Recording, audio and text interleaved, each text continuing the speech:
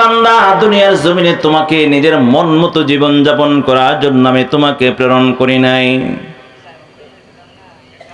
দুনিয়ার জমিনে তুমি আসো নাই, তোমাকে প্রেরণ করা হয়েছে দুনিয়ার জমিনে থাকবা না, আবার মালিকের সামনে হাজির হতে হবে। জোরে বলেন ঠিক কিনা? রব্বুল আলামিন কোরআনে কারিমে বলেন, মিনহা খালাকনাকুম ওয়া ফিহা নুঈদুকুম ওয়া মিনহা নুখরিজুকুম তারাতান উখরা।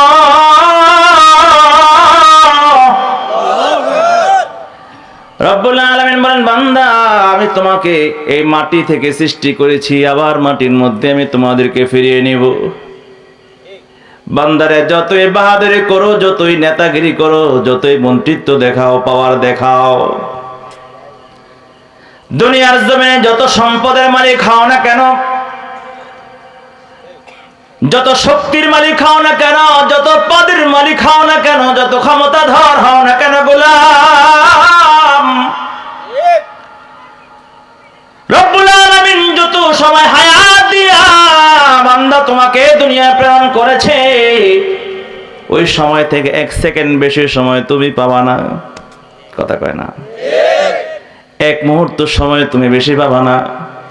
বাহাদুরি করে লাভ নাই, পদ পদবি উন্নতি করে লাভ নাই, সম্পদ বাড়ায় লাভ নাই, প্যারেন লাভ নেই, আর ক্রিম আলতাস্নো পাউডার মেখে সুন্দর করে চেহারা কোনো লাভ নাই, পোশাক পরিচ্ছদ উন্নত করে কোনো লাভ নাই, ঘর বাড়ি উন্নত করে কোনো লাভ নাই, যতক্ষণ পর্যন্ত ঈমানটা তোমার উন্নত না হবে, আমলটা সুন্দর না হবে। যত সুন্দর চেহারার অধিকারী হও না কেন, যত পদের মালিক হও না কেন, ক্ষমতাধরের হও না কেন, তোমার মতো ক্ষমতাধরের কোনো বিল নাই। কথা বলে ঠিক কিনা? দুনিয়ার জমিনে আমার আপনার পূর্বে বহু ক্ষমতাধর দুনিয়ার জমিন থেকে বিদায় নিয়েছে। সম্পদের অভাব নাই, ধন দৌলতের অভাব নাই, টাকা পয়সা অভাব নাই, কিন্তু কেহই দুনিয়ার জমিনে নয় নাই, সব দুনিয়া থেকে বিদায় নিতে হয়েছে। কেইসে তাজদারো বাদশাহ সলবসে, কেইসে তাজদারো বাদশাহ চলবসে, वो खजीना बालखाना शान शौकत क्या हुई, कैसे रानिया शाहजादिया, तन बदन सब गल गया है, शक्ल सूरत क्या हुई। কত রাজা বাদশাহ দুনিয়ার জমিনে ছিল, বাহাদুরি করে যে ক্ষমতার বড়াই থাকতে পারে নাই। তোমরা মাত্র 15 বছর ক্ষমতা থেকে মনে করেছো দেশটার মালিক তোমরা হয়ে গেছো। কথা কয় না? মাত্র 15 বছর ক্ষমতা থাকার পর মনে করেছো এই দেশটা তোমার, দেশের জনগণের সব সম্পদ তোমার। এই জন্য ক্ষমতার বলে, শক্তির বলে, পাওয়ারের বলে মানুষের কণ্ঠরোধ করে দিয়েছো, সম্পদগুলো জবরদখল করে দিয়েছো, মানুষের সম্পদগুলো আত্মসাৎ করে সবকিছু পাচার করে দিয়েছ। তোমরা মনে করেছ তোমরাই সব, তোমাদেরকে ঠেকাবার মতো কেউ নাই। আল্লাহ তাআলা দেখায় দিল, বান্দা, পাওয়ার পেয়ে তুমি এবং উদ্যম হয়ে যাও না, এমন তুমি বেচেন হয়ে যাও না, এমন তুমি অস্থির হয়ে যাও না, নিজেকে তুমি ধরাছোঁয়ার বাহিরে মনে করবা না।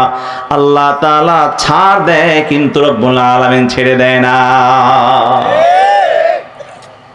আল্লাহ পাক রব্বুল আলামিন যখন ধরে পালাবার জায়গা থাকে না,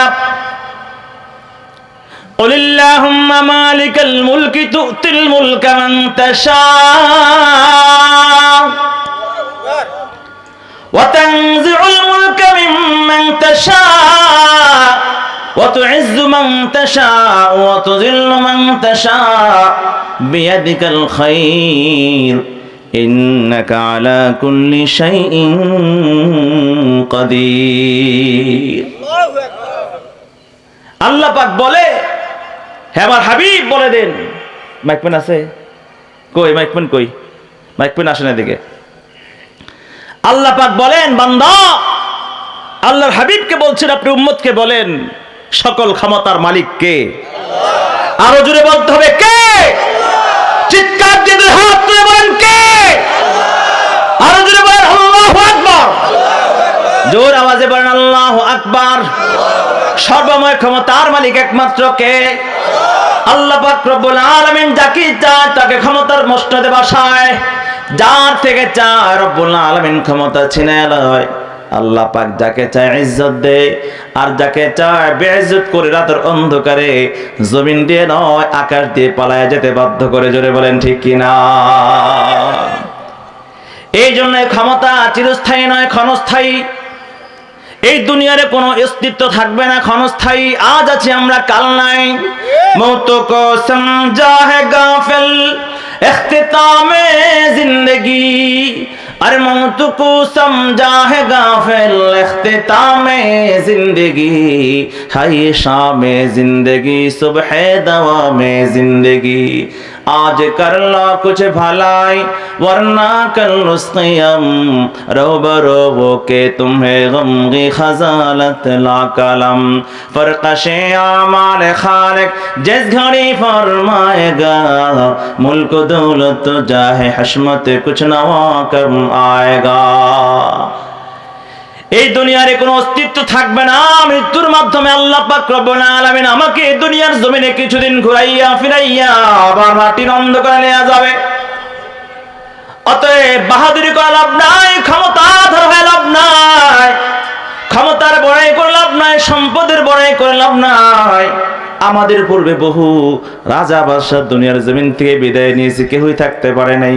সম্পদ ছিল, সৈন্য ছিল, সব কিছু ছিল, কিন্তু মৃত্যু থেকে কেউই বাঁচতে পারে নাই। কথা বলেন ঠিক কিনা? অতএব ঈমানটা নিয়ে যেতে পারলে পৃথিবীর আর কিছু যদি আমার আপনার কাছে না থাকে, তাহলে আমি হলাম দুনিয়া ও আখিরাতের বাদশা। আর ঈমান আমল যদি না থাকে, দুনিয়ার রাজা বাদশা হয়ে গেল, আমার মতো দরিদ্র ফকির দুনিয়াতে আখিরাতে আর কেউ নাই। সাদ্দাদের নাম শুনছেন আপনারা? সাদ্দাদ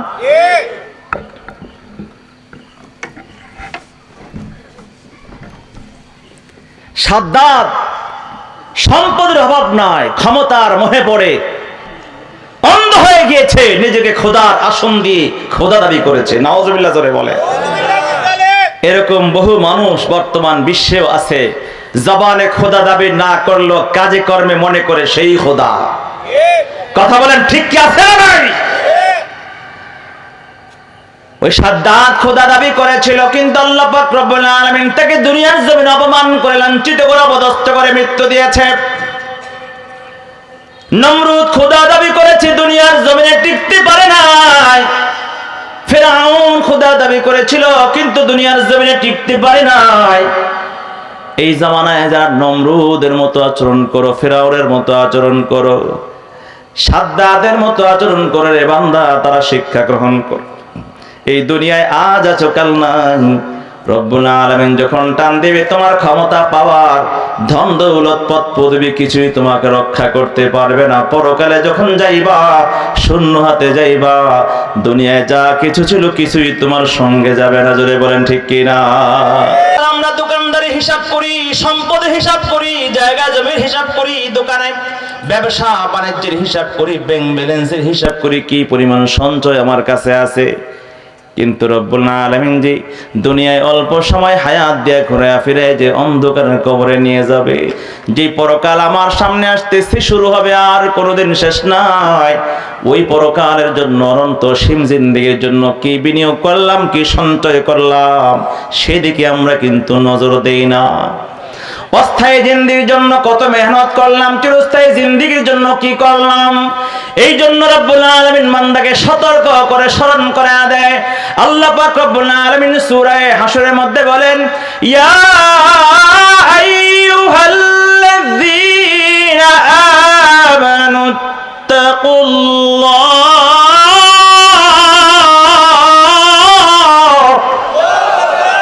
হে ঈমানদারগণ, আল্লাহ তাআলাকে ভয় করো। কাকে ভয় করো?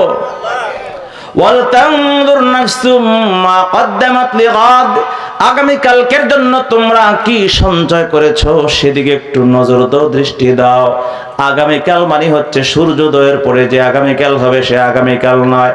এখানে আগামীকাল অর্থ হলো আমাদের মৃত্যু পরবর্তী জীবন পরকাল। তাহলে আমাদের মৃত্যু পরবর্তী জীবন পরকাল বোঝাবার জন্য রব্বুল আলামিন আগামীকাল শব্দ কেন ব্যবহার করলেন?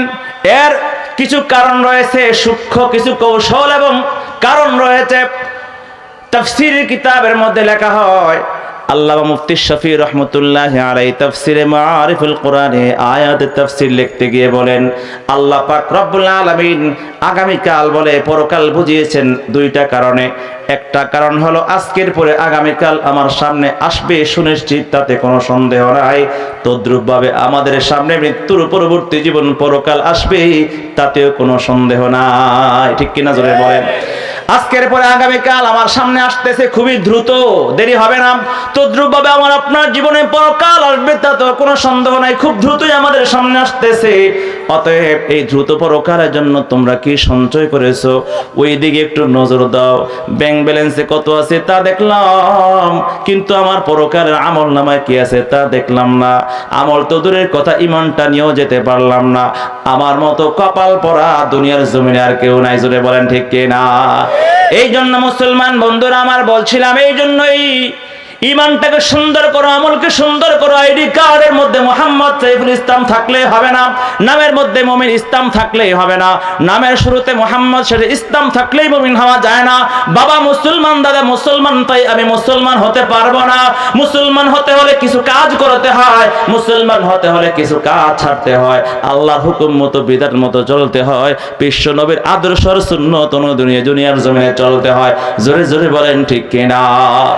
मोमेन जो फैदा नक्श कफे पाए नबी हो, मोमेन जो फैदा नक्श कफे पाए नबी हो ज़ेर कदम आज भी आलम का खजीना, गर सुन्नत नबवी के करे पैरवी उम्मत, तूफान से निकल जाएगा फिर उसका सफीना, नक्शे कदम नबी के है जन्नत के रास्ते, अल्लाह से मिलाते हैं सुन्नत के रास्ते, अल्लाह से मिलाते हैं सुन्नत के रास्ते। अल्लाह जमीने প্রকৃতি বান্দার হওয়ার জন্য কিছু কাজ করতে হয়, কিছু কাজ ছাড়তে হয়।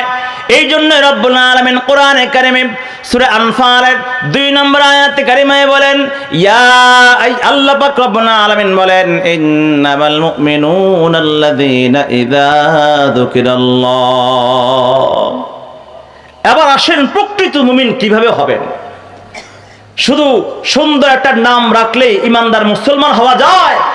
আমার বাপ দাদা পূর্বপুরুষ সবাই মুসলমান ছিল বলে আজকে আমি আপনাকে, আজকে আমরা নিজেকে যেমনটা মুসলমান মনে করি, ইমানদার মনে করি, আসলে কি ইমানদার মুসলমান হওয়ার জন্য এটাই কি রুজ, নাকি ভিন্ন কিছু আছে? মুসলমানের ঘরে জন্ম নিলে মুসলমান হওয়া যায় না, মুসলমানের ঘরে জন্ম নিলে মুসলমান বলা যায় না। আব্দুর রহিম করিম নাম রাখিলে আসল মুসলমান হয় না। কিছু কাজ করতে হয়, কিছু কাজ ছাড়তে হয়, কিছু কাজ করতে হয়, কিছু কাজ ছাড়তে হয়, নইলে মুসলমানই পূর্ণ থাকে না। মুসলমানের ঘরে জন্ম নিলে মুসলমান বলা যায় না, আব্দুর রহিম করিম নাম রাখিলে আসল মুসলমান হয় না। জোরে বলেন ঠিক কিনা? মুসলমান হওয়ার জন্য কি করতে হয়? 1 নাম্বার, আল্লাহ পাক রব্বুল আলামিন বলেন, প্রকৃত ইমানদার হওয়ার জন্য শুধু মুসলমানের নাম হলে হয় না, বংশ মুসলিমের হলে হয় না, সমাজ মুসলমান হলে হয় না। আল্লাহ পাক রব্বুল আলামিন বলেন, হে ইমানদার, হে গোলাম, ইন্নামাল মুমিনুনা আল্লাযীনা ইযা যুকিরাল্লাহ। প্রকৃত ইমানদার হলো তারা যখনই তাদের কানে আল্লাহর নাম উচ্চারণ করা হবে, আল্লাহর নাম যখন তাদের কানে শোনায় দেয়া হয়, আল্লাহর কোনো আদেশ বা হুকুম যখন তাদের কানে আসে, ওয়াজিলাত কুলুবুহুম, তার অন্তরের মধ্যে এক প্রকার ভয় তৈরি হয়। ভয় 2 প্রকারের, মুফাসসিরিনে কেরাম বলেন। এক প্রকারের ভয় হলো যেই ভয়ের মাধ্যমে মানুষ আতঙ্কিত হয়, আর এক প্রকারের ভয়ের মাধ্যমে মানুষ ভক্তি শ্রদ্ধা মোহাব্বত বৃদ্ধি হয়। জংলার সিংহ, বাঘ, বিচ্ছু, বিষাক্ত প্রাণী যখন মানুষ দেখতে পায় তখন তার ভয়ে মানুষ আতঙ্কিত হয়। এটা হলো আতঙ্কের ভয়।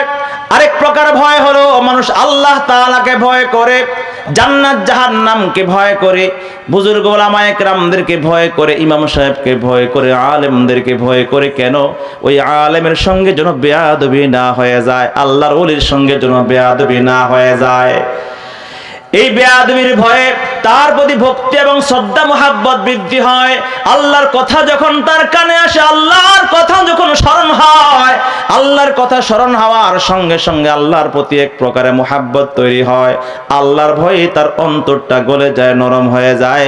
তাহলে এই বান্দা আল্লাহর হুকুম মানতে তৈরি হয়ে যায়। এই ভয়কে বলা হয় ওয়াজিলাত কুলুবুহুম। এটা হলো এই বান্দারের পরিচয়, মুমিনের পরিচয়। আল্লাহর নাম শোনার সঙ্গে সঙ্গে তার অন্তরে আল্লাহর ভয় তৈরি হবে, আল্লাহর ডাকে সাড়া দেওয়ার জন্য তার অন্তর তৈরি হয়ে যাবে। এই জন্য দেখবেন যারা প্রকৃত মুমিন, দোকানদারি করতেছে, কাস্টমারের ভিড়, ওই মুহূর্তে যদি মসজিদের মিনারায় আজানের আওয়াজ তার কানে আসে, সঙ্গে সঙ্গে কাস্টমারকে বের করে দিয়ে বলে, না রে বান্দা না, আমার মাওলার ডাক চলে আসছে, এই মুহূর্তে আর দোকানদারি চলবে না, পরে আইসো, আল্লাহর হুকুম ডাকে সাড়া দেওয়ার জন্য আমার মসজিদে যেতে হবে। কথা বলেন ঠিক কি না? একজন কৃষক, দিন মজুর, শ্রমিক, জমিনে চাষাবাদের কাজে ব্যস্ত, ওই মুহূর্তে যদি তার কানে আল্লাহু আকবার, আল্লাহু আকবার, আল্লাহর নাম তার কানে যায়, সঙ্গে সঙ্গে আল্লাহর বান্দার অন্তরে আল্লাহর ভয় তৈরি হয়। জমিনে কাজ ছেড়ে দেয়, নাঙ্গল জলকে একদিকে রেখে দেয়, জমিনে সব কর্ম স্থগিত রেখে দিয়া, চাকরির ডিউটি স্থগিত রেখে দিয়া আল্লাহর বান্দা আল্লাহর ঘরে হাজির হয়ে যায় আল্লাহর ডাকে সাড়া দেওয়ার জন্য। একজন মুমিন বান্দার কাছে আল্লাহর হুকুম তো দূরের কথা, আল্লাহর নামটারও বড় সম্মান এবং ইজ্জত আছে। কথা বলেন ঠিক কিনা? অথচ আজকালকে আমরা ইমানদার মুমিন দাবি করি, আল্লাহর নামটা পর্যন্ত ইজ্জতের সঙ্গে উচ্চারণ করি না। পৃথিবীতে সবচেয়ে সুন্দর নাম, সবচেয়ে মধুর নাম হলো আল্লাহ। কথা বলেন ঠিক কিনা? আল্লাহ, আল্লাহ, আল্লাহ, আল্লাহ, জোরে বলেন আল্লাহ, আল্লাহ, আল্লাহ, আল্লাহ, আল্লাহ, আল্লাহ। কষ্ট লাগে? জোরে বলেন না আল্লাহ, আল্লাহ। আল্লাহ আল্লাহ নামের জিকির করলে মজা আছে না নাই? লাভ আছে না নাই? এটা তো আমরা মজা পাই না। এখন আল্লাহর নামটাকেও বিক্রি করে দিচ্ছে। কথা কয় না? আল্লাহর নামটা পর্যন্ত আজকে কিছু মুসলমান জিকিরের নামে, শানের নামে আল্লাহর নামকে বিকৃত করে দিয়ে, আল্লাহর নামে জিকির বাদ দিয়ে মাজারের নামে, মুর্শিদের নামে, খাজার নামে, তারপরে পীরের নামে জিকির শুরু করে দিয়েছে। কথা বলেন ঠিক কিনা? আছে না? ও মুর্শিদ,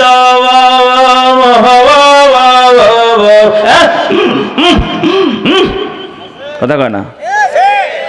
এটা কিসের জিকির রে ভাই? এটা কিসের জিকির? যুবকরা এগুলোর জন্য পাগল। জিকির তো হবে কার? কথা বলেন। জিকির হবে কার? ইবাদত হবে কার নামে? জিকির হবে কার নামে? সিজদা হবে কার জন্য? বলেন না কেন? জোরে বলেন। সিজদা হবে কার জন্য? ইবাদত হবে কার জন্য? নামাজ হবে কার জন্য? কুরবানি পশু জবাই কার জন্য? মান্নত কার জন্য? এগুলো বাদ দিয়ে কিছু কিছু মানুষ ইমানদার থাকবে কেমনে বলেন না? মুসলমানের ঘরে জন্ম নিলেই শুধু মুসলমান থাকা যায় না। এই আল্লাহর নামে বাদ দিয়ে এখন মুর্শিদের নামে, পীরের নামে, মাজারের নামে পশু জবাই শুরু হয়েছে, মান্য শুরু হয়েছে, জিকির শুরু হয়েছে, সিজদা শুরু হয়েছে। কথা বলেন ঠিক কিনা? মুর্শিদ গানামনি ও মারে, কথা কয় না? আছে না নাই? দিলের সঙ্গে দিল মিশাইয়া যাইতা ধর রশি দিয়া, দেখবি যদি পরাণ দিয়া কি চমৎকার নাচে গায়। কথা কয় না? নাউজুবিল্লাহ জোরে বলে। আল্লাহর জিকিরে কোন নাম গন্ধ আছে? আর এগুলোর তালে তালে কিছু বুড়া আছে, যুবকরা তো আছে, এগুলা তো উম্মাদ পাগল বুঝদামি, কিছু মুরব্বী বাবা আছে, কোমর কুজু হয়ে গেছে, চামড়া পড়ে গেছে, এক পা কোমরে চলে গেছে, কোমরে গামছা বেঁধা নাচে। আছে না জুড়ে বলেন? আল্লাহ পাক রব্বুল আলামিন নামটা কত সুন্দর বিকৃত করে দিয়ে কি করেছে বলেন? তাহলে ইমানদারটা থাকবে কিভাবে? আমার কথায় যদি দুঃখ পান, কষ্ট পান, তারপরও বলবো, কারণ হক কথা বলতেই হবে। কেউ বেরাজ হলে, নারাজ হলে আমার কিছু করার নাই, কারণ আমি যদি না বলি হাসরের মাঠে আল্লাহ পাক আমাকে ধরবে। কথা বলেন ঠিক কিনা? আল্লাহর নামটা কত মজার, কত মধুর, কত সুন্দর। আল্লাহর নামের জিকির যে বেশি বেশি করে সে আল্লাহর প্রিয় হয়ে যায়। আল্লাহু আকবার জোরে বলেন। ইমাম সিবওয়াই রাহমাতুল্লাহি আলাইহি একজন প্রখ্যাত বুজুর্গ এবং দার্শনিক আলেমের নাম, আরবি ব্যাকরণবিদ। উলামায়ে কেরামদের কাছে নামটা পরিচিত, সাধারণ মানুষের কাছে পরিচিত না। ইমাম সিবওয়াই রাহমাতুল্লাহি আলাইহি একদিন তার কিছু সাথী সঙ্গী উলামায়ে কেরামদেরকে নিয়ে বসে গল্প করছেন। আপনাদের কষ্ট হইতেছে? বিরক্ত লাগতেছে? থাকবেন না ভাগবেন? কারা কারা ভাগবেন হাত তোলেন তো। একজন, দুইজন, চারজন, সাতজন। হ্যাঁ, থাকবেন? রেডি? সবাই রেডি ইনশাআল্লাহ? কারা কারা থাকবেন হাত তোলেন। নারায়ে তাকবীর। আওয়াজ তো হলো না তো, জোরে বলেন নারায়ে তাকবীর। ইমাম সিবওয়াই রাহমাতুল্লাহি আলাইহি তার কয়েকজন সাথী সঙ্গে নিয়ে গল্প করতেছে। উলামায়ে কেরামদের গল্প আমাদের গল্পের মতো নয়। আমরা যখন দোকানপাটে আড্ডা দেই, আমাদের গল্পের বিষয়বস্তু থাকে।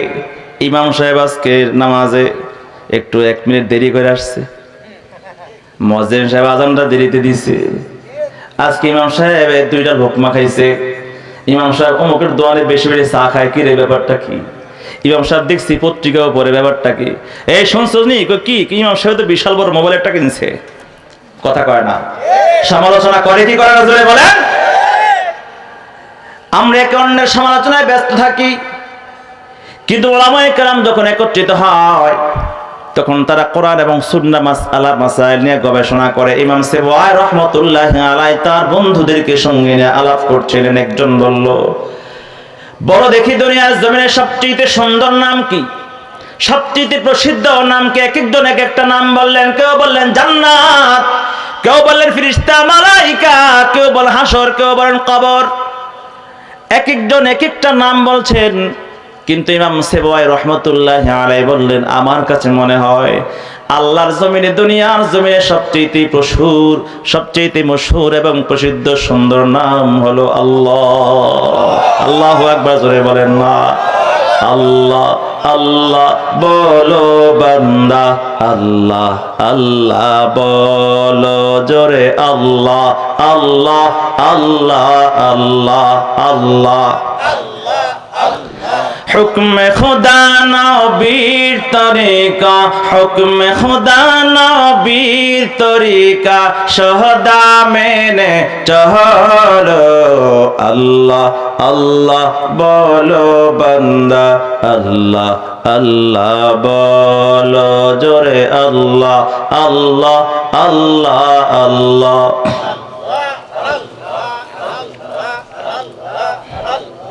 লা ইলাহা ইল্লাল্লাহু মুহাম্মাদুর রাসূলুল্লাহ। ইমাম সিবওয়াই রাহমাতুল্লাহি আলাইহি বললেন, আমার কাছে মনে হয় দুনিয়ার জমিনে সবচেয়ে প্রসিদ্ধ মশহুর নাম আল্লাহ। আল্লাহর নামের চেয়ে সুন্দর মশহুর আর নাম নাই। সবাই একমত পোষণ করে বলল, হ্যাঁ তুমি ঠিকই বলেছো, এর চাইতে সুন্দর মশহুর প্রসিদ্ধ আর কোনো নাম হতে পারে না। ইমাম সিবওয়াই রাহমাতুল্লাহি আলাইহি যখন মারা যায়, ইমাম সিবওয়াই রাহমাতুল্লাহি আলাইহি যখন মারা যায়, তার এক ছাত্র শাগরিদ স্বপ্নযোগী ইমাম সিবওয়াইকে দেখতে পেয়ে জিজ্ঞাসা করে, হে ইমাম সিবওয়াই, আল্লাহ পাক রব্বুল আলামিন আপনাকে কবরে কেমন রেখেছে, আপনি কি অবস্থায় আছেন। ইমাম সেবুয়াই রাহমাতুল্লাহ আলাইহি বলে, আল্লাহর গোলাম, দুনিয়ার জমিনে যত আমল করেছি, কত নেক আমল করেছি, জিকির তেলাওয়াত, কত ইবাদত বন্দি করেছি, আমলগুলো আল্লাহর দরবারে কি পরিমাণ কবুল হলো আমার জানা নাই, হিসাব নিকাশ তো এখনো হয় নাই। তবে আল্লাহর জমিনে একদিন বন্ধু বান্ধবদের আড্ডার মধ্যে আমি আল্লাহর নামকে ইজ্জত দিয়ে, সম্মান দিয়ে, সবচেয়ে সুন্দর, সবচেয়ে প্রসিদ্ধ মধুর নাম বলে স্বীকারোক্তি দিয়া আল্লাহর নামকে সম্মান দেওয়ার বদৌলতে আল্লাহ পাক রব্বুল আলামিন আমার পরকালে কবরে আল্লাহ আমার ইজ্জত, জিন্দেগি বা ইজ্জত বাড়াই দিয়েছে। আল্লাহু আকবার জোরে বলেন না, একটু বেজ দাও, বেজ। আল্লাহ পাক রব্বুল আলামিন আমার ইজ্জত বাড়িয়ে দিয়েছেন, সম্মান বৃদ্ধি করে দিয়েছে। তাহলে আল্লাহর নামের শান মান আছে না নাই? আল্লাহর নামের শান বাদ দিয়া তুমি মাজারের শান গাও, আল্লাহর নামের শান বাদ দিয়া তুমি মুর্শিদের শান গাও, আল্লাহর নামের শান বাদ দিয়া তুমি মুর্শিদ আর পীরের শান গাও। মুর্শিদ আর পীরের শান গাইয়া আল্লাহর প্রিয় হওয়া যায় না, জোরে বলেন ঠিক কিনা?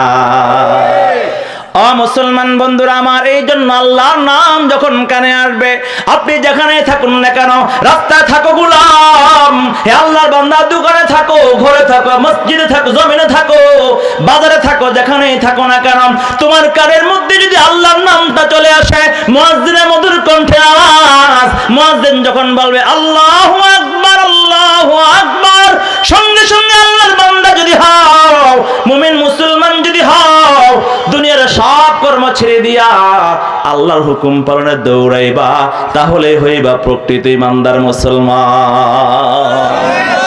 ঠিক কিনা জোরে বলেন? ইমানদারের এক নাম্বার গুণ আসেনি ভিতরে, হ্যাঁ, নামটাই আছে শুধু। অনেক গর্ব করে বলি আমি চৌধুরী বাড়ির ছেলে, মোল্লা বাড়ির পোলা, আমি কথা কয় না, মোল্লা বাড়ির পোলা হইলে লাভ কি হবে? ভিতরে তো মোল্লাগিরি নাই, ভণ্ডামি আর দাদাগিরি আছে, কথা কোন ঠিক কিনা? নামের মুসলমানের সমাজ ভরপুর হয়ে গেছে, নামের মুসলমানে কাজে নাই। এটা যে এমন হবে সমাজটা, এটা আল্লাহ রাসূল বলে যাওয়া। আমি আসলে আপনাদের এলাকায় নতুন, আমার আলোচনার ক্যাটাগরি আপনারা বুঝতেছেন কিনা আমার কথা আমি বুঝতেছি না। আসলে রাসূল করিম সাল্লাল্লাহু আলাইহি ওয়াসাল্লাম আজ থেকে প্রায় সাড়ে 1400 বছর আগে, প্রায় 1500 বছর আগেই বলে গিয়েছেন, পিছনে তো জায়গা হচ্ছে না, একটু সামনে আসা যায় না। এই যে এখানে আমার সামনে, এখানে মনে হয় হাডুডু খেলা হবে, কি কোন? আসেন আসেন আসেন আসেন আসেন না, আসেন না। আরে পিছনে বাজারে মানুষগুলো আসবে তো, আল্লাহর মহব্বত আছে তো ইনশাআল্লাহ, নাই কি করে বলেন? একটা তাকবীর হবে, একটা আওয়াজ হবে, রেডি? কথা বল, রেডি? একটা আওয়াজ হবে, একটা তাকবীর আওয়াজ দিয়ে আকাশ বাতাস প্রকম্পিত করে প্রত্যেকে এক হাত সামনে চলে আসবেন, নারায়ে তাকবীর। আওয়াজ দেয় না সবাই। চিন্তা করছে হুজুর আপনার গলা গেলে যাক, আগে একবার গেছিল 5 দিন কথা বলতে পারিনি, হয়তো অনেকে জানেন আমার আওয়াজ বন্ধ হয়ে গিয়েছিল, 5 দিন পর্যন্ত প্রোগ্রাম করতে পারিনি। এখন চিন্তা করতেছেন আমার গলাটা আবার শেষ করবেন আপনারা। আমি জোরে বলতে চাই না, আপনারা সামনে চলে আসেন। কিছু কিছু মানুষ পিছনের দিকে যায় উল্টা, এরা মনে হয় কি গ্রুপ কি ভিন্ন আছে নাকি কেউ এখানে, হ্যাঁ, জোর সারতে যায়। তাহলে আমারও তো ধরছে, আমি একটু সেরে আসি, আপনাদের লাগে আমার লাগে না। সামনে চলে আসেন, মাশাআল্লাহ। আপনারা আমার এই কথাগুলো মানলেই তো বুঝবেন, বাকি কথাগুলো মানবেন। সামনে জায়গা ফাঁকা রাখা যাবে না, ফাঁকা থাকলে বড় ভাই বসে। কে বসে?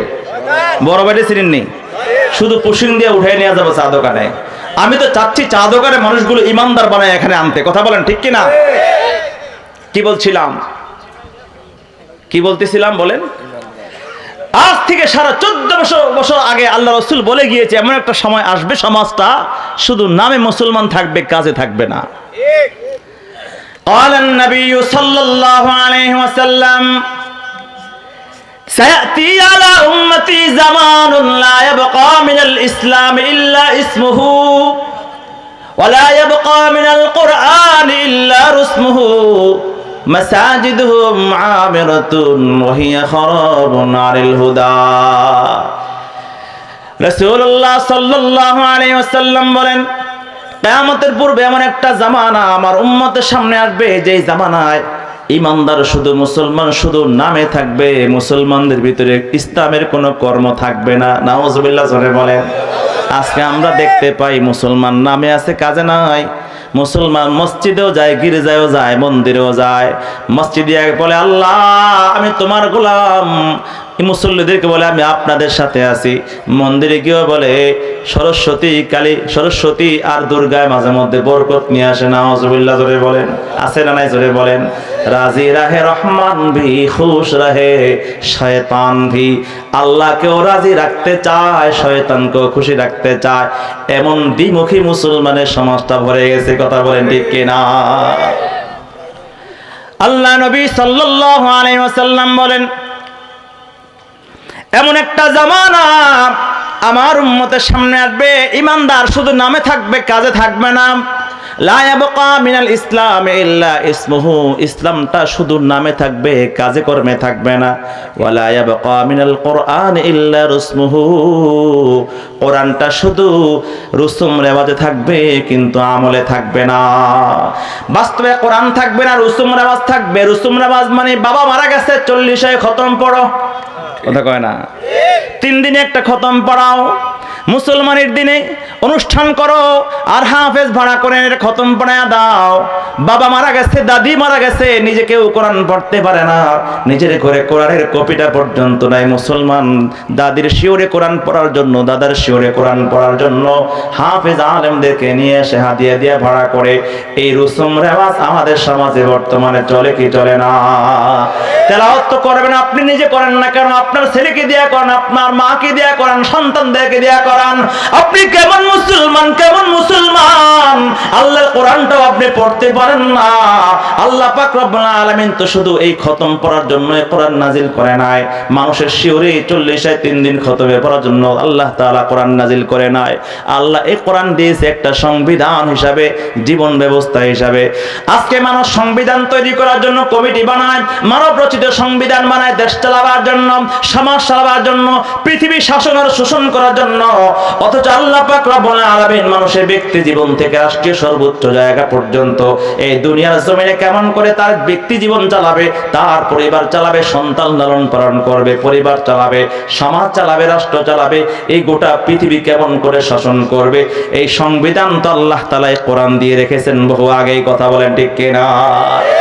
এই জন্য কোরআনটাই হচ্ছে আমাদের আমলের বিষয়। শুধু কোরআন রুসুম রেওয়াজি কোরআনের দায়িত্ব আদায় হয় না, মাঝে মধ্যে তেলাওয়াত করলে হয় না, মাঝে মধ্যে খতম পড়লে হয় না। আমার গোটা জিন্দেগিতে কোরআন অনুযায়ী করাটাই হচ্ছে আমার দায়িত্ব। আল্লাহ রাসূল বলেন মান জাআলাল কোরআনা আমামাহু কাদাহু ইলাল জান্নাহ ওয়া মান জাআলাহু ওয়ারাআ যাহরিহি সাকাতাহু ইলান নার। যারা এই কোরআনকে সামনে রাখবে, এই কোরআনকে সামনে রাখবে, পড়বে, বুঝবে, আমল করবে, বাস্তবায়নের চেষ্টা করবে, এই কোরআনটাকে স্বাগত জানিয়ে পথ দেখিয়ে জান্নাতে নিয়ে যাবে। আর যারা কোরআনকে পিছনে রাখবে, অর্থাৎ কোরআন পড়বে না, কোরআন মানবে না, কোরআন বোঝার চেষ্টা করবে না, কোরআনের আইন দুনিয়ার জমিনে বাস্তবায়নের চেষ্টা করবে না, কোরআনওয়ালা উলামায়ে কেরাম হাফেজ কোরআনদেরকেও ভালোবাসবে না, এই কোরআনকে অবজ্ঞা করবে, অবহেলা করবে, এই কোরআন অপদস্থ লাঞ্ছিত করে জাহান্নামে নিক্ষেপ করবে, টেনে নিয়ে যাবে। ও মুসলমান বন্ধুরা, আমার মনে হয় সেই জামানাটা চলে আসছে। আল্লাহ রাসূল বলেছেন ওয়ালা ইয়াবকা মিনাল কুরআন ইল্লা রুসমুহু, কোরআন থাকবে না, শুধু কোরআনের রুসুম রেওয়াজ থাকবে। নাউজুবিল্লাহ জোরে বলেন। মাসাজিদুহুম আমিরাতুন ওয়া হিয়া খারাবুন আনিল হুদা, মসজিদগুলো হবে অনেক সুন্দর প্রাসাদ সমূহ, টাইলস সুন্দর করে মোজাইক করা, টাইলস করা, মার্বেল পাথর দিয়ে সজ্জিত, ঝাড়বাতি দিয়ে সজ্জিত, কিন্তু মসজিদের ভিতরে হেদায়েত থাকবে না, মুসল্লি থাকবে না, মারামারি হারাহারি কোন্দলে পূর্ণ হয়ে যাবে। কথা বলেন ঠিক কিনা? আসছে কিনা সেই জামানা? জোরে বলেন। কারণ আমরা সব নামের মুসলমান হয়ে গেছি, ঠিক কি জোরে বলেন? অতএব আমরা কি নামের মুসলমান হব না কাজের মুসলমান? জোর আওয়াজে মুসলমান। তুমি নামে মুসলমান নাকি কামে মুসলমান? নামে কামে মিল না হলে, নামে কামে মিল না হলে বইবে যে তুফান। তুমি নামে মুসলমান নাকি কামে মুসলমান? নামের না হবেন, কাজের হবেন কোন? নাম রেখেছে আব্দুর রহিম, কলমা জানে না, এই সমাজে এমন লোকের সংখ্যায় অগণা। কথা ঠিক না মনে হয়? কলমা শোনা শুরু করবো নি, তাহলে দেখা যাবে কজন পারে বিশুদ্ধ করে। ঠিক না হুজুর? পারেও না, শিখতেও যায় না।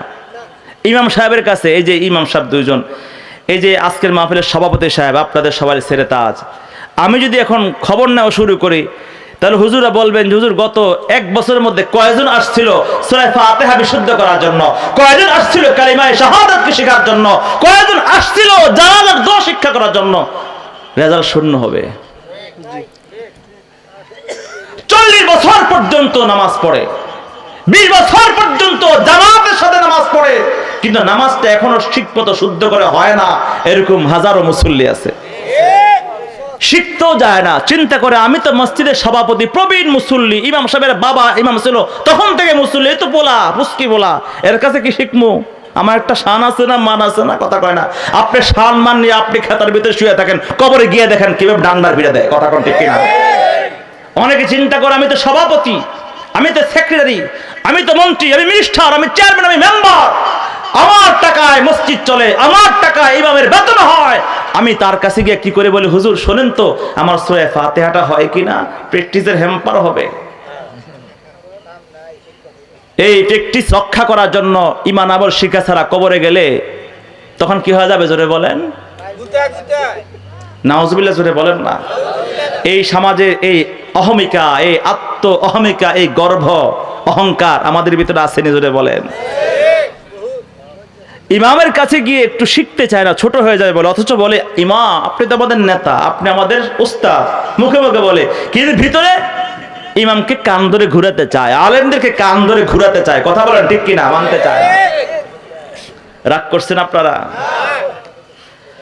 মুসলমান বন্ধুরা আমার, শুধু নামের মুসলমান হলে হবে না, কাজের মুসলমান হবে। নামে কামে মিল না হলে, নামে কামে মিল না হলে বইবে যে তুফান, তুমি নামে মুসলমান নাকি কামে মুসলমান। কোরআন শরীফের তেলাওয়াত মোটেও জানে না, ইংরেজিটা না পারিলে শরমে বাঁচে না। কথা কয় আছে না কিছু এমন আধুনিক লোক, বাড়ি নোয়াখালী, ব্যাংকে চাকরি করে ঢাকা, ফ্যামিলি না থাকার কোনো ব্যবস্থা নাই, টাকা পয়সা একটু বাড়ছে, এখন ভাবসাব বাড়ছে, ঢাকায় বাসা নিছে, বিবি সাহেবকে ঢাকা আনবে। এখন ঢাকায় যে বন্ধু বান্ধব সবাই সার্কেল তো সব ইংরেজি শিক্ষিত ভিআইপি, এখন বউকে ঢাকা থেকে আনতেছে, বউ তো বাংলা শুদ্ধ ভাষা বাংলাই বলতে পারে না ঠিক মতো, পানিরে কয় হানি, আমিরে বলে আই, নোয়াখালী ভাষা শুনছেন না কখনো? আমি কি বলে আই, তারপরে ব্লাব দরকার টক্কা দেয়া, হ্যাঁ, পানিরে কয় হানি। এখন চিন্তা করতেছে এই বউ নিয়ে তো সমাজে সোসাইটিতে কি করে চলবো, তো শিক্ষা দিচ্ছে যে তুমি বাংলা যাই কো, চুপচাপ কম থাইকো, 2-4টা যাই বলো, মাঝে মধ্যে কিছু ইংলিশ বলার চেষ্টা করো। আমি জীবনে স্কুলে যাই না, ইংলিশ থেকে বলবো। বলে মনে করো আমি তোমার কি স্বামী, স্বামী ইংলিশ হলো কি হাজবেন্ড, কি হাজবেন্ড। এই যে পানি, এটা পানি, মনে করো এই পানি ইংলিশ হচ্ছে কি ওয়াটার, ঠিক আছে। তারপরে ছেলে বেবি, মাকে বলে মম, এ কিছু শিখাইছে। শিখায়া ঢাকা শহরে আসার পরে একদিন বন্ধুর বিয়ের অনুষ্ঠানে, পার্টিতে, জন্মদিন অনুষ্ঠানে গিয়েছে, যাওয়ার সব শিখেছে সাবধান আমাকে কিন্তু স্বামী বলবা না, হাজবেন্ড বলবা, যেটা আমার হাজবেন্ড। এখন যাওয়ার পরে তার বন্ধুর কলিগদের যে স্ত্রী তারাও তো আসছে, ভাবিকে জিজ্ঞাসা করতে, ভাবি তার স্বামীকে দেখায় জিজ্ঞাসা করতেছে এই যে দেখা যায় এটা আপনার কি হয়, এটা আবার হাফ প্যান্ট লাগে। কি লাগে? হাফ প্যান্ট না হাজবেন্ড? ইংরেজি না পড়লে কত লজ্জা, কত শরম, অথচ কোরআন তেলাওয়াত জানে না, কোরআন তেলাওয়াত পড়ে না, এই নিয়ে কোনো শরম লজ্জা নাই মুসলমানদের, আছে না নাই জোরে বলে?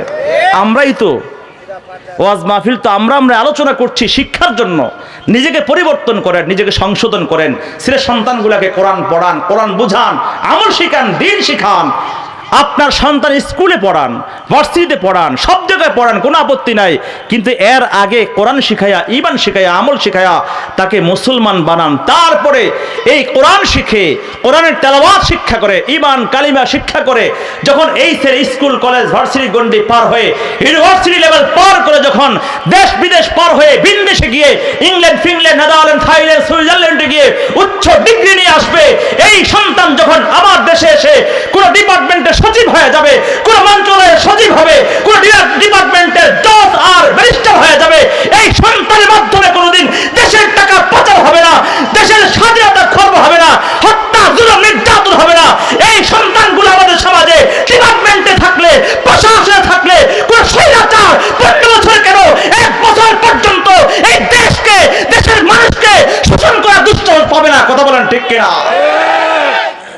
আর যদি সন্তানগুলাকে ঈমান না শিখায়া, আমল না শিখায়া এভাবে আমরা স্কুল কলেজ ভার্সিটিতে ছেড়ে দিয়ে দেই, আমার মুসলমানের সন্তানটা নামে থাকবে, কাজে থাকবে না, একটা পাক্কা টাটকা নাস্তিক রূপান্তরিত হবে। কথা বলেন ঠিক কিনা? এই জন্য ইংলিশ নয়, সন্তানকে কোরআন শিক্ষা করেন। এদিকে তাকান, কথাকে আমার শুনতেছেন নাকি? ভাই ভাই আসতেছে, বসবে ইনশাআল্লাহ। আমার দিকে তাকান। কোরআন শরীফের তেলাওয়াত মোটেও জানে না, ইংরেজিটা না পারিলে স্মরণে বাঁচে না। কবরেতি করবে না ভাই, কবরেতি করবে না ভাই, ইংরেজি সওয়াল তুমি নামে মুসলমান নাকি কামে মুসলমান? নামের হবেন না কাজের? সারা জনম মুম জ্বালাইয়া মাজারে মাজারে ভাবছে বাবাই সঙ্গে নিব কঠিন হাসরে। কথা বলে না? এরকম মানুষ আছে না? বসেন বসেন। এরকম মানুষ আছে না আমাদের সমাজে? আমি ইমানদারের আলোচনা করতে, ইমানদার শুধু নামে থাকলে হবে না, কিছু কাজ ছাড়তে হবে, কিছু কাজ করতে হবে। সারা জনম মম জ্বালাইয়া মাজারে মাজারে ভাবছে বাবাই সঙ্গে নিব কঠিন হাসরে। বাবাই নিজে পাইব না ঠাই, বাবাই নিজে পাইব না ঠাই, কেমনে দিব টান তুমি নামে মুসলমান নাকি কামে মুসলমান? নামের না কাজের? এখন যদি বাবার পিছনে ঘুরে আর বলে এই বাবার কাছে গেলে, এই মাজারে গেলে, এই মুর্শিদের কাছে গেলে নামাজও লাগে না, রোজাও লাগে না, আর কিছু লাগে না, বাবার টান দিয়ে পার করব, আমি বলবো এই বাবার নিজের পরনে লুঙ্গি থাকবে না, নিজের কোনো হুঁশ থাকবে না, নিজের কোনো ঠিকানা থাকবে না, তোমাকে কেমন করে টান দিবে? জোরে বলেন ঠিক কিনা? মুসলমান বন্ধুরা আমার, আসলে এই জন্য নামে নয় কাজে হও। এ মুসলমান, 90% মুসলমান, প্রকৃত মুসলমান হও। নামের ইসলাম নিয়ে নামের মুমিন হইয়া কবরে গেলে হুঁশ থাকবে না। নামের মুসলমান হওয়ার জন্য, কাজের মুসলমান হওয়ার জন্য 1 নম্বর গুণ হলো আল্লাহর নাম শোনার সঙ্গে সঙ্গে, আল্লাহর হুকুম শোনার সঙ্গে সঙ্গে, আল্লাহর কোনো আদেশ নিষেধ তোমার কানে আসার সাথে সাথে আল্লাহর ভয়ে দিলটাকে আল্লাহর হুকুম মতো চালাবার জন্য তৈরি হয়ে যাও। রব্বুল আলামিন বলেন, ইন্নামাল মুমিনুনা আল্লাযীনা ইযা যুকিরাল্লাহ,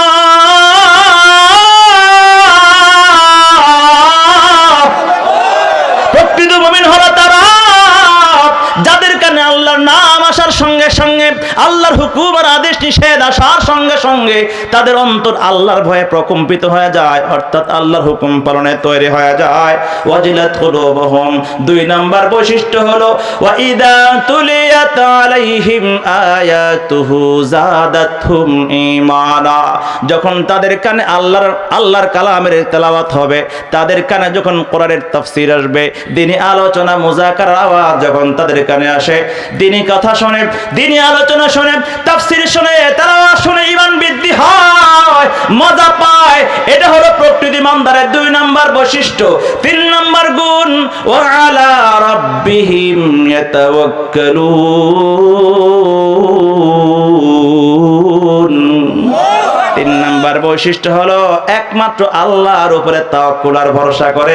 দুনিয়ার কোনো নেতার উপরে ভরসা নাই, নেত্রীর উপরে ভরসা নাই, দলের উপরে ভরসা নাই, কর্মদক্ষতার উপরে ভরসা নাই, ক্ষমতার উপরে ভরসা নাই, পদ-পদবীর উপরে ভরসা নাই, সম্পদের উপরে ভরসা নাই, মা বাবার উপরে ভরসা নাই, দোকানের উপরে ভরসা নাই, জমিনের উপরে ভরসা নাই, এমনকি পীর মুর্শিদ মাজারের উপরে ভরসা নাই। ভরসা হবে একমাত্র কার উপর?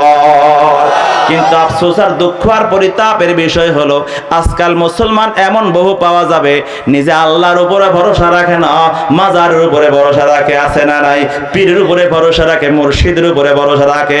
এই জন্য কিছু কিছু মানুষ আছে পশ্চিম দিকে দৌড়ায়, কিছু আছে পূর্ব দিকে দৌড়ায়, কিছু দক্ষিণ দিকে দৌড়ায়, আর কিছু উত্তর দিকে দৌড়ায়। বলে কেন রে? ওই দরবারে কেন যাস? বলে ওই দরবারে গরু দিলে সন্তান পাওয়া যায়, ওই দরবারে ছাগল দিলে সম্পদে বরকত পাওয়া যায়, ওই দরবারে মুরগি দিলে জান্নাত পাওয়া যায়। এরকম নানা কুসংস্কার আচ্ছন্ন আমাদের মুসলিম সমাজ বর্তমানে আছে না নাই? জোরে বলেন। এই জন্য কিছু কিছু কপাল পরা অবুঝ মুসলমান বাবার দরবারে গিয়া মাজারে গিয়া মান্নত করে সিন্নি দেয়, খিচুড়ি খাওয়ায়, ওরস করে, আর মাজারের সামনে গিয়া বলে একটা সন্তান দেহে রে বাবা, একটা সন্তান দি। নাউজুবিল্লাহ, জোরে বলেন না। অথচ আল্লাহ পাক রব্বুল আলামিন বলেন সন্তান দেওয়ার মালিক মাজার নয়, সন্তান দেওয়ার মালিক ডাক্তার নয়, সন্তান দেওয়ার মালিক কবিরাজ নয়, সন্তান দেওয়ার মালিক দুনিয়ার কোনো মাখলুক নয়। হে আমার গোলাম, তুমিও তো একটা সন্তান, তুমিও তো তোমার মার গর্ভ থেকে দুনিয়া এসেছিল, কে আনছে? আমি আনছি। আজকে তোমার বিবির সন্তান হয় না বলে মাজারে যাও, তোমার সন্তান হয় না বলে মুর্শিদের কাছে যাও, মাজারে মান্নত করো, অথচ একটা বারের জন্য চিন্তা করলা না তুমি সন্তানকে তো আমি আল্লাহ দুনিয়ার জমিনে পাঠাইছি। বিবির গর্ভে বারবার কন্যা সন্তান হয় বলে বিবিকে তালাক দেয়া দেয়, মারধর করে খোটা দেয়, আর বিবিকে নিয়ে মাজারে যায় মান্নত করে, বাবার কাছে গিয়ে বলে বাবা একটা কন্যা সন্তান বারবার হয়, একটা ছেলে দাও। অথচ আল্লাহ পাক রব্বুল আলামিন কোরআনে কারিমে বলেন ইয়াহাবু লিমান ইয়াশাউ ইনাসা ওয়া ইয়াহাবু লিমান ইয়াশাউ যুকুরা আও ইউযাউজুহুম যুকরানা ওয়া ইনাসা ওয়া ইয়াজআলু মান ইয়াশাউ আকিমা। আল্লাহ পাক রব্বুল আলামিন বান্দা ভালো করে শুনো, কান পেতে শোনো, দিল দিয়ে বুঝো। আল্লাহ বলে হে আমার গোলাম, আমি যাকে চাই আমি কন্যা সন্তান দান করি, আর যাকে চাই পুত্র সন্তান দান করি, আর যাকে চাই কন্যা পুত্র উভয় সন্তান দান করি রে, আর যাকে চাই আমি কিছুই দেই না। সর্বময় ক্ষমতার মালিক একমাত্র কে?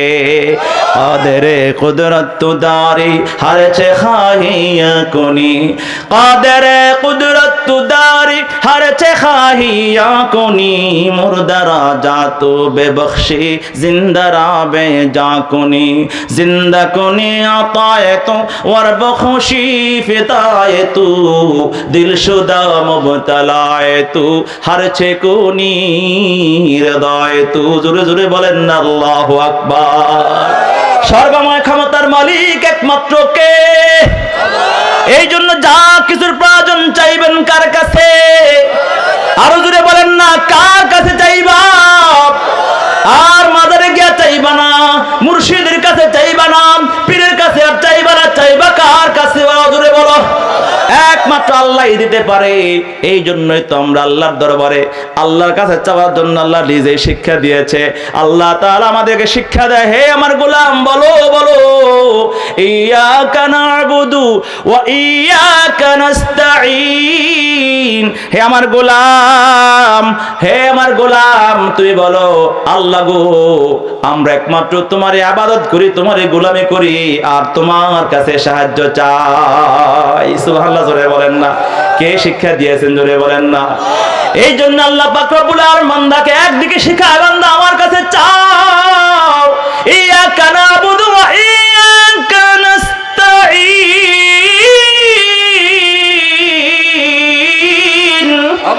আল্লাহ পাক একদিকে শিখায় বান্দা আমার কাছে সাহায্য চাও, আরেকদিকে আল্লাহ পাক রব্বুল আলামিন প্রথম আকাশে অবতরণ করে প্রত্যেকটা রজনীতে বান্দাকে ডাকে, আলামিন মুস্তাগফিরিন ফাগফির লাহু, বান্দারে আয় আয় আয়, কে গুনাহগার আছো আমার কাছে ক্ষমা চাও, আমি তোমাকে ক্ষমা করে দিব। রব্বুল আলামিন বান্দাকে ডেকে বলে আলামিন মুস্তারজিকিন ফারজুকা, হে আমার গোলাম কার অভাব, পেটে ক্ষুধা, জমিনে ফসল নাই, গুলার মধ্যে ধান নাই, ব্যবসায় বরকত নাই, রিজিকের অভাবে আছো ঋণগ্রস্ত, বান্দারে আয় আয় আয় আমার কাছে চাও রে, আমি তোমার সকল অভাব অনটন দূর করে দিব, আমি আল্লাহ তোমার রিজিকের ব্যবস্থা করে দিব। সুবহানাল্লাহ, জোরে বলেন না। আলা মুবতালান ফাউআফিহি, আমার গোলাম কে কোন মুসিবতের মধ্যে আছো, বিপদের মধ্যে আছো, অসুস্থতার মধ্যে আছো, আমার কাছে চাও, আমি তোমার বিপদ মুসিবত দুঃখ কষ্ট অসুস্থতা দূর করে দেব। আলা কাদা আলা কাদা হাত্তা ইয়াতলু আল ফাজর, ফজর উদিত হওয়ার আগ পর্যন্ত, সুবহে সাদিক হওয়া পর্যন্ত রব্বুল আলামিন বান্দার প্রত্যেকটা প্রয়োজনের কথা উল্লেখ করে করে বান্দাকে ডাকতে থাকে। কপাল ভরা বান্দারা আমরা ওই মুহূর্তে ঘুমায়া থাকি, জোরে বলেন ঠিক কিনা? কিন্তু ওই মুহূর্তে যদি আমরা ঘুমের বিছানা থেকে উঠে যদি সালাতুত তাহাজ্জুদ 2-4 রাকাত নামাজ পড়ে যখন আমরা খুব যদি কদমের মধ্যে সিজদায় পড়ে আল্লাহর দরবারে যখন হাত তুলে যদি বলতে পারতাম সাওয়া তেরে नहीं है कोई मेरा संग दर अपना सवा तेरे नहीं है कोई मेरा संग दर अपना कोई हाजत हो रखता हो तेरे चौखट पे सर अपना छोड़ा कर गैरों से दिल को तो अपना खास कर हमको तो फजले खास को हम सब में या रब आम कर अपना हया तौरे है कि तेरे सामने किस तरह आओ न आओ तो दिले मुदतर को लेकर फिर कहाँ जाओ या इलाही रहम किनबर हाल ज़ारे ई फकीर निस्तेज़े आफत दुआलम जिस्तु कसूरा मुजीर शिरक आसियानो दलालत से बचा कर ऐ करीम कर हिदायत मुझको अब राहे सिराते मुस्तकीम ওই গভীর রজনীতে দুনিয়ার সব মানুষ যখন ঘুমায় রয় আল্লাহ পাক রব্বুল আলামিন আমাকে আপনাকে যখন ডাকে দেওয়ার জন্য আল্লাহ ডাকে সাড়া দেওয়ার জন্য যদি গোলাম ওই মুহূর্তে আমরা আল্লাহর কুদরতি কদমের সামনে হাজির হতে পারতাম তাহলে দুনিয়ার জমিনে আর কারো সাহায্যের প্রয়োজন হতো না মাজারে দৌড়াবার প্রয়োজন হতো না কারো মাখলুকের সামনে পিছে পিছে নেতার পিছনে মন্ত্রীর পিছনে ঘুরতে হতো না আল্লাহ পাক আমাদের জন্য যথেষ্ট হয়ে যেত আল্লাহ পাক রব্বুল আলামিন আমার হয়ে যেত আমি যদি আল্লাহর হতে পারতাম আল্লাহ তাআলা যদি আমার হয়ে যায় দুনিয়ার কোনো কিছুর প্রয়োজন নাই আর দুনিয়ার সব কিছু আমার হয়ে গেলে আল্লাহ না হলে আমার কোনো বেল নাই জোরে বলেন ঠিক কি না जो तू मेरा तू सब मेरा फलक मेरा ज़मीं मेरी जो तू मेरा तू सब मेरा फलक मेरा ज़मीं मेरी अगर एक तू नहीं मेरा तो कोई शई नहीं मेरी অতএব ভরসা হবে একমাত্র কার উপর জোরে বলেন না আল্লাহ পাক রব্বুল আলামিন বলেন ওয়া আলা রাব্বিহিম ইয়াতাওয়াক্কালুন একমাত্র আল্লাহর উপরে ভরসা করবা আর কার উপরে ভরসা নয় আল্লাহ তাআলাই তো আমাদের জন্য যথেষ্ট এটাই হচ্ছে ঈমান এটাই হচ্ছে মুমিনের 3 নাম্বার বৈশিষ্ট্য আল্লাহ নবী সাল্লাল্লাহু আলাইহি ওয়াসাল্লামের জামানায় আশআরী গোত্রের সাহাবায়ে কেরাম হিজরত করার জন্য মদিনায় রওনা হয়েছে হযরত আবু মুসা আশআরী আবু মালিক আশআরী রাদিয়াল্লাহু আনহু বর্ণনা করেন আমরা আশআরী গোত্রের সাহাবীরা হিজরত করার জন্য মদিনায় রওনা হলাম দীর্ঘ রাস্তা সফর করে যখন মদিনায় পৌঁছতাম দীর্ঘ পথ অতিক্রম করতে করতে পথিমধ্যে আমাদের সব খাবার পানীয় শেষ হয়ে গেল ক্ষুধার যন্ত্রণা নিয়ে মদিনার মধ্যে আমরা হাজির হলাম এই মুহূর্তে আমাদের কোনো খাবারের ব্যবস্থা নাই আমাদের কোনো পানীয় ব্যবস্থা নাই তৎকালীন সময়টা বর্তমান যুগের মতো নয় ঢাকা থেকে চট্টগ্রাম রওনা হয়েছেন পথিমধ্যে প্রতিটা মাইলে মাইলে মঞ্জিলে মঞ্জিলে নানা রকমের সুস্বাদু খাবার আয়োজন করে সুন্দর সুন্দর হোটেলের আয়োজন কিন্তু এই দেশে ওই মুহূর্তে হাজার হাজার শত শত মাইল সফর করত রাস্তার মধ্যে কোনো হোটেল রেস্টুরেন্ট ছিল না কোনো মুসাফিরখানা কোনো আবাসিক হোটেল ছিল না বিশ্রাম করার জায়গা ছিল না উত্তপ্ত রোদার গরমে মরুভূমি দিয়ে সাহাবায়ে কেরাম হিজরত করতেন দীর্ঘ পথ পাড়ি দিয়ে মদিনায় পৌঁছেছেন খাবার নাই পানিও নাই তৃষ্ণার্ত অবস্থায় বাচ্চাগুলো ছটফট করতেছে মা বোনগুলো ক্ষুধার যন্ত্রণায় জমিনের মধ্যে পড়ে কাতরাচ্ছে আশআরী গোত্রের সাহাবীরা পরস্পরে পরামর্শ করে সিদ্ধান্ত করলো এই মুহূর্তে আমরা কি করতে পারি সিদ্ধান্ত হলো কয়েকজন সাহাবীকে প্রতিনিধি বানাও আল্লাহ রাসূলের দরবারে পাঠাও আল্লাহ রাসূলের কাছে আবেদন করো ইয়া রাসূলুল্লাহ আমরা ক্ষুধার যন্ত্রণায় কষ্ট পাচ্ছি গো ইয়া রাসূলুল্লাহ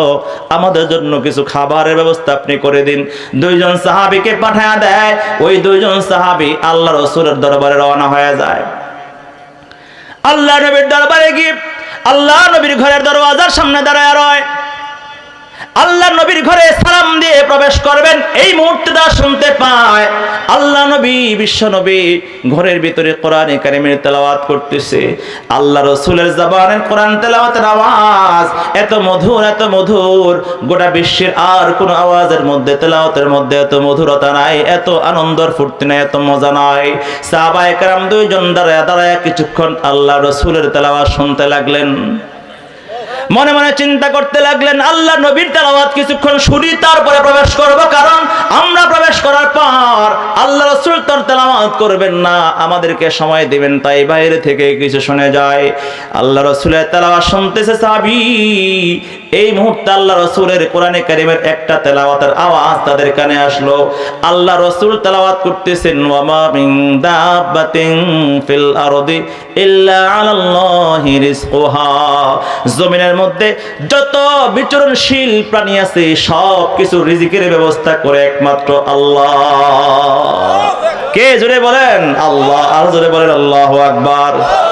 দুই হাত উঁচু করে বলেন আল্লাহু আকবার। সবাই হাত তোলে না, হাত তোলে না, হাত তোলে না। দুই হাত উঁচু করে বলেন আল্লাহু আকবার। আর জোরে বলো আল্লাহু আকবার।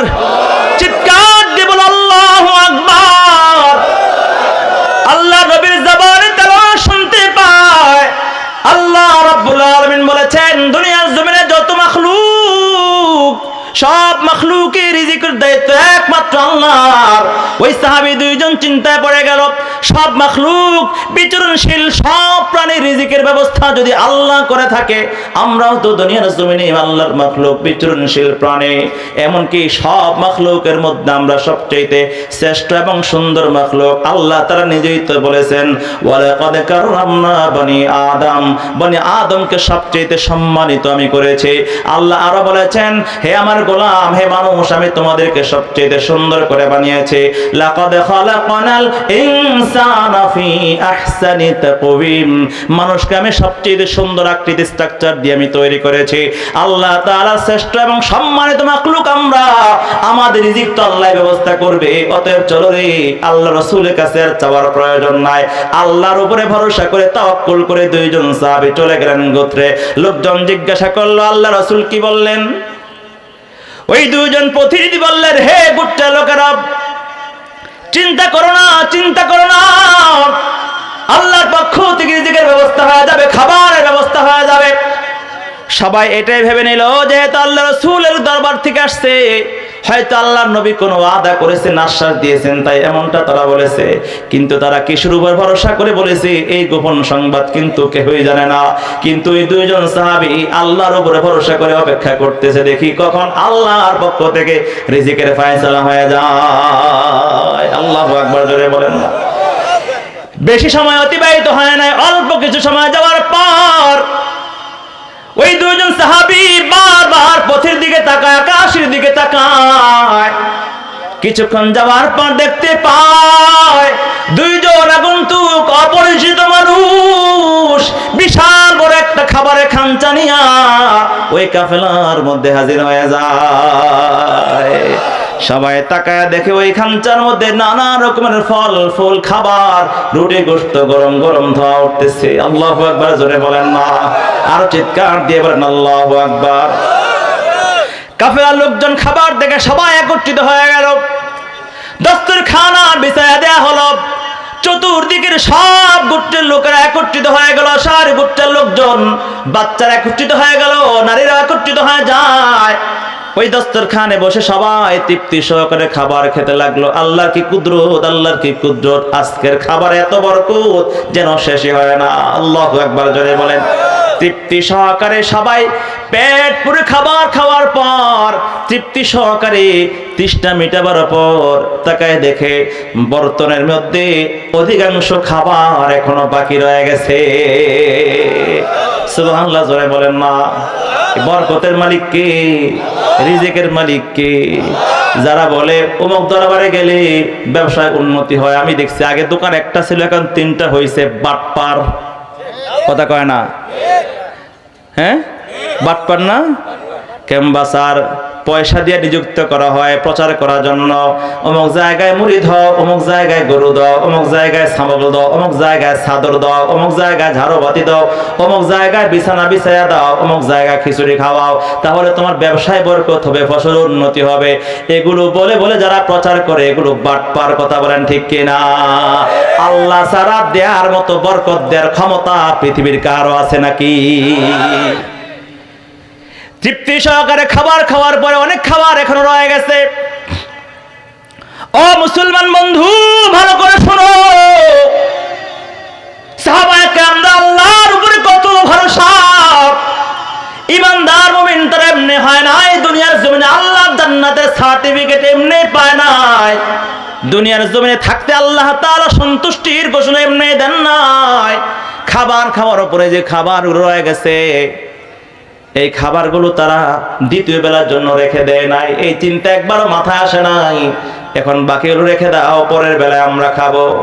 বরং পরামর্শ করে সিদ্ধান্ত নিল অবশিষ্ট খাবারগুলো আল্লাহ রসুলের দরবারে পাঠায়া দাও। হয়তো আমাদের চাইতে আরো অনেক দরিদ্র মানুষ আল্লাহ রসুলের সংবাদে থাকতে পারে। সুবহানাল্লাহ, জোরে বলেন না। হয়তো আমাদের চাইতে অনেক ক্ষুধার্ত মানুষ রসুলের কাছে থাকবে। আমরা তো এই বেলা পেট পুরে খেয়েছি, সামনের বেলা